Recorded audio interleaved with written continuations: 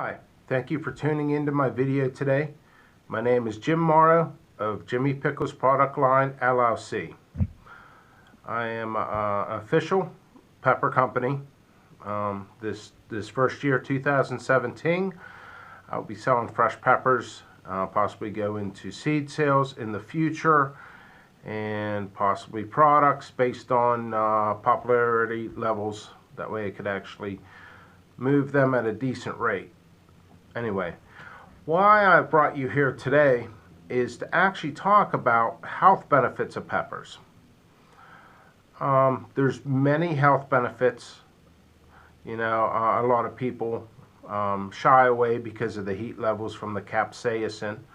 Capsaicin is what gives you that burning sensation. Capsaicin is actually a good thing for you, as long as you don't hurt yourself with it too much. If you have any prior conditions, like bleeding ulcers or anything, it wouldn't be good for you in large amounts there.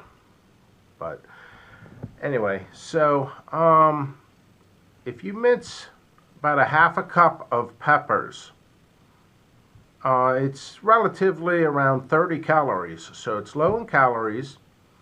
So that, in a sense, will aid you in weight loss.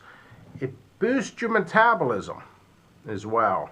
So that's another positive thing if you're worried about weight loss. It seems like a lot of people are interested in weight loss. Commercials on TV, everywhere you go, billboards on highways, everything. It's like weight loss, weight loss, weight loss. Infomercials. But proper exercise, eating properly, a lot of things in our diets anymore I cut out fast foods. I only eat there only if it's absolutely necessary, if I'm on a turnpike or what have you, and it's a necessity and I don't have any other food on me. Yeah, I guess so. But I prefer to eat a little bit healthier. So anyway, as I was saying, it boosts up your metabolism. About a half a cup of minced peppers is about 30 calories, give or take. It's also a great source of dietary fibers and vitamins and minerals. A, C, and K. And it also has potassium in peppers. Some of the health benefits from peppers helps with headaches. And the reason it helps with headaches is it helps with blood flow. And if you have arthritis, it actually, same thing with blood flow. I personally don't know if I have arthritis, but I've been welding for 17 years, and just the heat in my joints and my fingers hurt so bad. And it really is true with people who have arthritis that they can really feel if a rain's coming and everything, just from the moisture. I mean, they're not psychic, but it's from the moisture. But all that helps with the peppers. I eat peppers as much as I possibly can. Also, if you ever notice, ointments, they have capsaicin in them. I don't always recommend you make your own, but I mean, you basically could. It's basically ointments made from all kinds of different ways. Petroleum jellies and other different things to make a cream. And then you just add the capsaicin from the peppers. One thing I wanted to mention, it's sort of a side note from benefits. If you eat a lot of hot peppers and you feel so uncomfortable, I mean, milk always neutralizes it to a certain extent. I mean, you could really break it down scientifically. Scoville units, basically how much Like, I mean, I read one thing. It was like how much like gallons of water it takes just so you don't notice a difference. I'm not real sure about that. Somebody who would know further information on Scahova units and the testings of it would be University of New Mexico, the Chile Institute would know stuff like that. But anyway, milk helps break it down a little bit. Also, I've learned peanut butter. I think it must cling into the capsaicins, and also there's oils in it. Somehow, I'm not real sure how it works. Translation. But peanut butter always seems to help neutralize. Everybody's like milk, milk, milk. Actually, some people go for water. Water's not always the best thing. I think it just spreads it around more. It doesn't really absorb it. It doesn't really move it along.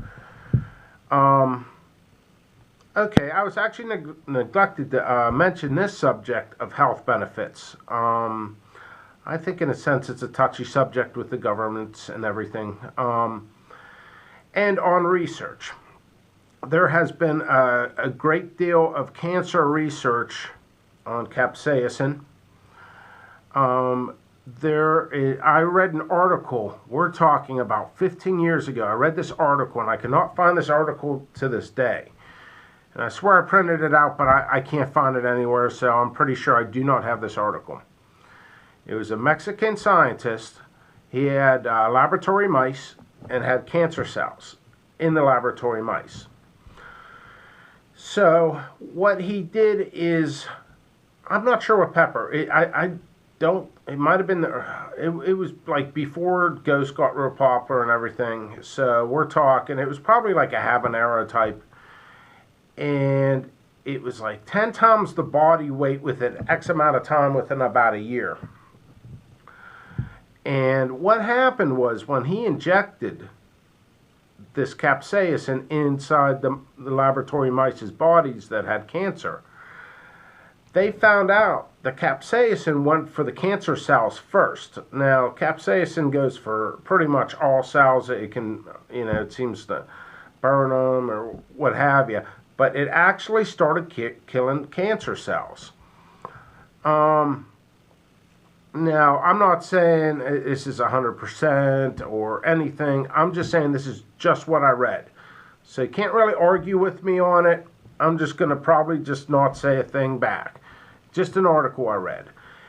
And the process was called cellular suicide. So once a cancer cell got attacked and started shrinking and ended up being depleted, the other capsaicin that was on that cell started going to the next cell, and then the next cell, and then the next cell.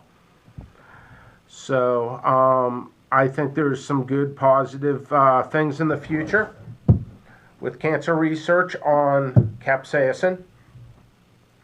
There's been various other studies on controlling diabetes with hot peppers.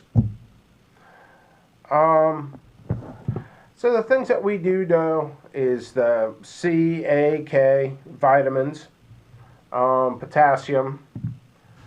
It's in the creams and everything, but there's a great deal amount of research being done as we speak on these subjects I just spoke of. But if I get a chance, I might start putting some links underneath this when I post it. So there's a lot to read about this stuff. Instead of just going through brief stuff, it'd be more case studies. You'd want more specifics. But I appreciate everybody tuning into this video. I'll have various other ones. I like to do a variety other than doing challenges, nutritional. I could get into some history of it, the trades of Chile back in the day. Chili peppers was a currency, but I could get that into other videos. So I appreciate your time, and I'll try to give as many update videos as possible.